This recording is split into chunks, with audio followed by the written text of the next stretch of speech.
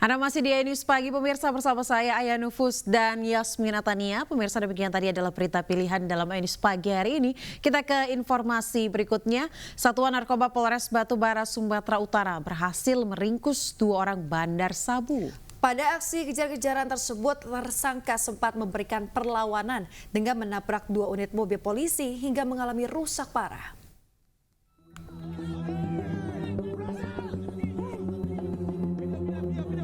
Sat Narkoba Polres Batubara berhasil meringkus 2 orang kawanan bandar sabu pada saat dalam perjalanan hendak mengantarkan barang haram tersebut kepada pembeli, lalu tertangkap di Batubara, Sumatera Utara. Pada saat penangkapan kedua tersangka, polisi sempat terlibat aksi kejar-kejaran dengan pelaku yang mengendarai mobil minibus. Tidak hanya itu, tersangka juga sempat berusaha kabur dengan cara menabrak 2 unit mobil milik anggota Sat Narkoba Polres Batubara pada saat melakukan penghadangan mobil tersangka. Pada penangkapan ini, polisi berhasil menemukan barang bukti sabu yang berada di mobil pelaku sebanyak 1 kg yang dikemas di dalam plastik teh. Selanjutnya, polisi juga mengamankan barang bukti lainnya yakni 1 unit mobil dan 2 buah handphone. Kedua tersangka mengaku baru pertama kali melakukan pekerjaan haram tersebut dan barang haram tersebut didapati dari wilayah asahan dan akan diedarkan di wilayah Kecamatan Tanjung Tiram, Kabupaten Batubara. Kemarin mungkin ada insiden saat pengejaran antara anggota kita dengan mereka ini cukup melawan dan tidak mau diberhentikan. Akhirnya ada mobil pelaku ini masuk ke selokan ya yang kemarin. Tapi syukur alhamdulillah barang buktinya bisa kita amankan. Kini kedua tersangka dan sejumlah barang bukti sudah diamankan di Mapolres Batubara. Atas perbuatannya tersangka diancaman 20 tahun penjara. Dari Batubara, Sumatera Utara, Fadli Pelka, News melaporkan. Pemirsa, diduga hendak mengedarkan pil ekstasi di wilayah Kota Medan, Sumatera Utara, 2 residivis ditangkap polisi. Dalam penangkapan itu ditemukan 5.000 butir pil ekstasi di dalam sebuah kotak.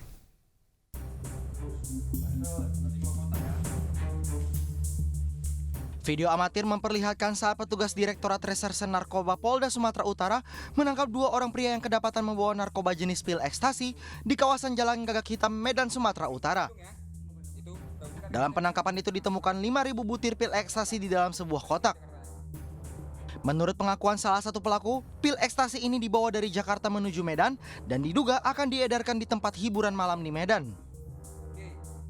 Kemarin tanggal 6 ya, berawal dari informasi dari masyarakat kepada anggota Direktorat Reserse Narkoba Polda Sumut bahwasanya ada informasi terkait orang yang memegang narkoba di Jalan Gagak Hitam di daerah Sunggal. Nah, itu pukul 10 pagi. Nah, kemudian anggota langsung bergerak cepat, kemudian didapati yang bersangkutan, kemudian diamankan 2 orang dengan inisial H dan inisial R. Saat ini kedua pelaku dan barang bukti sudah berada di Ditres Narkoba Polda Sumatera Utara untuk selanjutnya dilakukan pengembangan. Dari Medan, Sumatera Utara, Aminur Rashid, iNews melaporkan.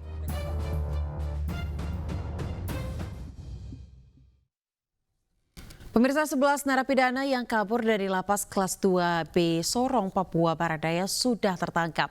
Sementara pihak kepolisian masih intens melakukan pengejaran terhadap napi lain yang kabur.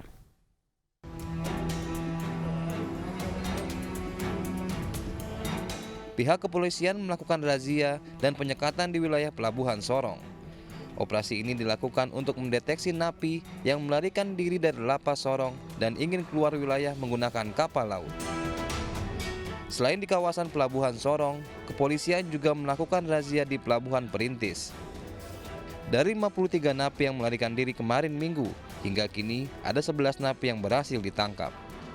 Terakhir laporan dari anggota, 11 orang sudah kita amankan. Kemarin pertama 6, kemudian 3 dan 2. Jadi totalnya sampai pagi ini 11. Dan kita akan terus melakukan pengejaran. Kita akan terus melakukan penyekatan di semua tempat, di semua akses keluar maupun masuk kota Sorong ini. Terkait hal tersebut, pihak kepolisian mengimbau masyarakat jika mendapati orang mencurigakan dan memiliki informasi keberadaan napi yang kabur, bisa segera melapor kepada pihak berwajib. Diketahui sebelumnya, 53 narapidana lapas kelas 2B Sorong melarikan diri dengan meledakkan petasan di pos jaga dan menyerang sejumlah petugas. Akibat kejadian tersebut, warga Kota Sorong was-was karena para napi yang kabur merupakan narapidana dengan tingkat kejahatan berbahaya. Dari Kota Sorong, Papua Barat Daya, Chandri Suripati, iNews melaporkan. Kita ke informasi selanjutnya, pemirsa, harimau Sumatera betina di Medan Zoo mati. Kondisi kandang yang rusak dan tak terurus membuat pengunjung prihatin dan merasa kondisi Medan Zoo berbeda dibanding beberapa tahun lalu.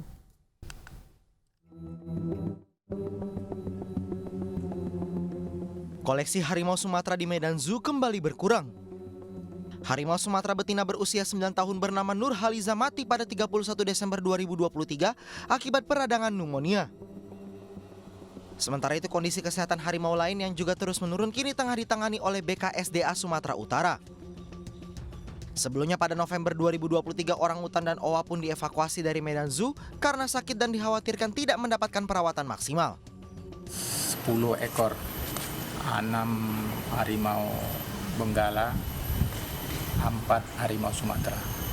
Sisanya kenapa Bang? Yang 3 lagi? 3 lagi mati karena sakit. Kondisi kandang yang rusak dan tidak terurus serta kian berkurangnya koleksi satwa menjadi pemandangan yang berbeda bagi Medan Zoo jika dibandingkan dengan kondisi 7 tahun lalu. Kalau untuk sekarang, ya hewannya juga udah banyak yang nggak ada ya, udah nggak lengkap lagi gitu ya Bang ya. Jadi udah kayak mengurangi niat gitu. Saat ini Medan Zoo memiliki koleksi 115 spesies satwa, termasuk diantaranya 10 harimau Sumatera dan benggala. Dari Medan, Sumatera Utara, Ahmad Ridwan Nasution, iNews melaporkan.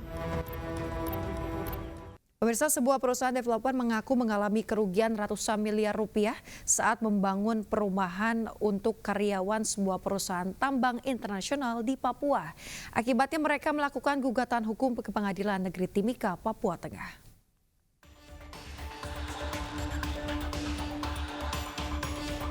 PT Bintang Timur Sejati (BTS) meminta PT Freeport Indonesia segera menyelesaikan sengketa perumahan bersubsidi HOPE atau Home Ownership Program for Employee.